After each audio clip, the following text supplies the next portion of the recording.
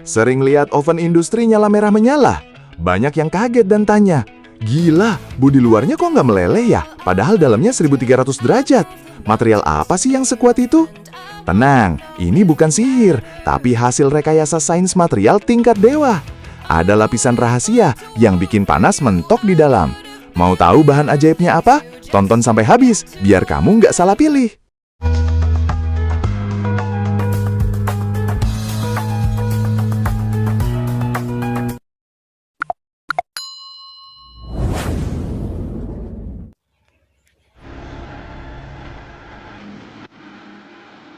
Halo Sobat Kreasi semuanya. Hari ini, kreasi orang biasa di Setia Channel, kita tidak akan melakukan peleburan dan pengecoran, atau DIY mold dan DIY cincin perhiasan lainnya. Kita akan bedah total jeroan alias bagian dalam mesin oven ini. Saya akan tunjukkan komponen apa saja yang saya gunakan agar oven ini awet dan panasnya stabil. Simak sampai habis ya. Karena ada rahasia satu komponen kecil yang paling sering bikin oven gagal. Rahasia pertama bukan pada api, tapi pada bagaimana kita menyimpan panasnya. Di bagian luar bodi mesin atau lapis pertama, saya menggunakan flat stainless 403 dengan ketebalan 1,2 mm. Lalu lapis kedua saya menggunakan iso-wool. Ini bukan kapas biasa, ini sanggup menahan suhu hingga 1400 derajat. Oke, pertama-tama, yuk mari kita bicara soal material. Di bagian dalam ruang bakar nih, standar emas yang wajib banget Anda gunakan itu bata tahan api atau fire brick tipe SK34. Atau kalau budgetnya ada lebih, wah, tipe yang lebih tinggi lagi kayak SK36 atau SK38 juga oke banget. Nah, kenapa sih harus spesifik SK34 ke atas? Karena bata ini didesain secara kimiawi dan fisik untuk menahan thermal shock, alias kejutan panas mendadak sampai suhu 1300 derajat Celcius lebih, tanpa kehilangan integritas strukturnya sama sekali. Setelah Anda mendapatkan Firebrick SK34 yang asli, tantangan sebenarnya baru dimulai. Pemasangan. Ini bukan seperti memasang bata untuk tembok pagar. Susunan Firebrick harus rapat, presisi, dan disesuaikan sempurna dengan dimensi bodi oven Anda. Tidak boleh ada goyangan. Setiap potongan bata harus di-cutting atau diasah agar pas seperti puzzle. Jika ada celah udara sekecil rambut pun di antara susunan bata, itu adalah titik lemah. Panas tidak hanya antar perangkap di dalam, tapi juga mencari jalan keluar melalui celah mikroskopis tersebut.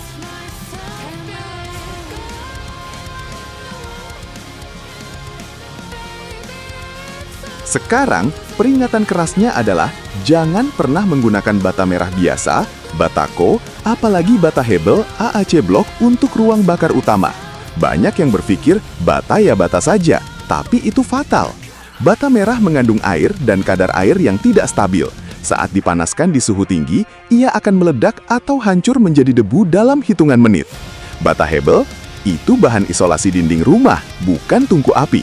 Ia akan rontok dan merusak elemen pemanas Anda seketika. Investasi pada Firebrick yang benar adalah investasi keamanan jangka panjang. Ini adalah bagian terpenting dari seluruh proses pembuatan oven, proses perekatan. Anda wajib menggunakan mortar tahan api khusus, bukan semen Portland biasa. Dan saat mengaplikasikannya, ketelitian ekstra adalah harga mati.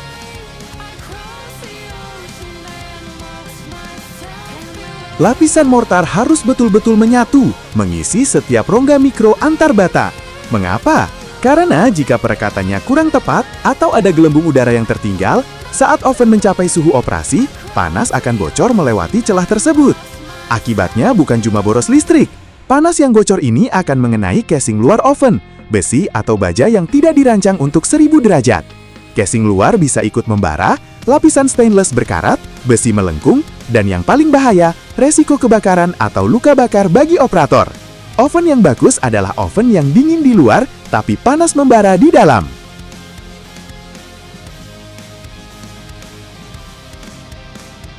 Kita sudah bicara soal dinding bata api yang kokoh.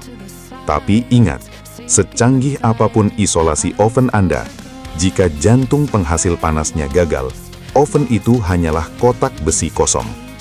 Hari ini, kita masuk ke komponen paling krusial, kawat elemen pemanas. Banyak pemula terjebak di sini. Mereka berpikir semua kawat pemanas itu sama. Padahal, memilih kawat yang salah bukan cuma soal boros listrik, tapi soal keamanan dan konsistensi suhu. Kali ini, saya akan bedah kenapa saya memilih kantal A1, bagaimana cara melilitnya agar tidak korsleting, dan rahasia menghitung ohm agar daya listrik bengkel Anda tetap aman. Mari bahas material. Saya menggunakan kantal A1. Kenapa bukan kawat nikrom biasa yang lebih murah dan mudah ditemukan? Jawabannya ada di satu kata, suhu maksimal. Kawat nikrom standar, seperti nikrom 80/20, memiliki batas aman operasional sekitar 1000 hingga 1100 derajat Celcius. Jika Anda memaksanya bekerja di atas angka itu, misalnya untuk firing keramik stoneware atau peleburan logam ringan, struktur kristal kawat akan terdegradasi cepat. Ia menjadi rapuh, mengoksidasi berlebihan, dan akhirnya putus mendadak di tengah proses. Bayangkan kerugian material Anda jika oven mati total saat suhu kritis. Sebaliknya, kantal A1 adalah paduan besi, kromium, aluminium yang dirancang khusus untuk aplikasi suhu tinggi. Ia mampu bertahan stabil hingga 1300 derajat Celcius. Selain tahan panas, kantal A1 membentuk lapisan oksida aluminium pelindung, protective alumina layer, saat pertama kali dipanaskan.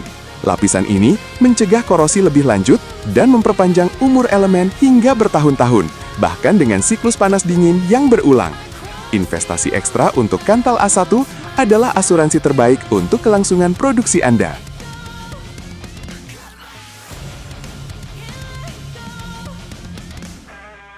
Oven suhu tinggi kalau tidak dikontrol itu bahaya. Saya pakai PID controller tipe REX J100. Alat ini pintar. Dia akan memutus arus pelan-pelan saat suhu mendekati target.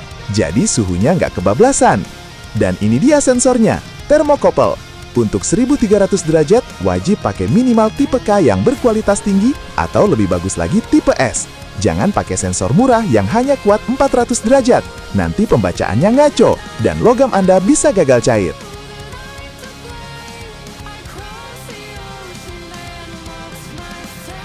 Satu tips tambahan, agar oven awet. Jangan pernah membuka pintu oven terlalu lama saat suhu sedang di atas 1000 derajat. Perubahan suhu yang mendadak atau thermal shock bisa membuat bata api Anda retak. Dinginkan secara perlahan setelah selesai digunakan. Membangun oven suhu tinggi itu soal keseimbangan antara material yang tepat dan perhitungan yang pas. Kalau segmen berikutnya teman-teman mau saya bahas bagaimana sistem kontrol suhu dan thermocouple, tulis di kolom komentar ya. Jangan lupa like dan subscribe Setia Channel untuk tips seputar mesin perhiasan lainnya. Sampai jumpa di video berikutnya.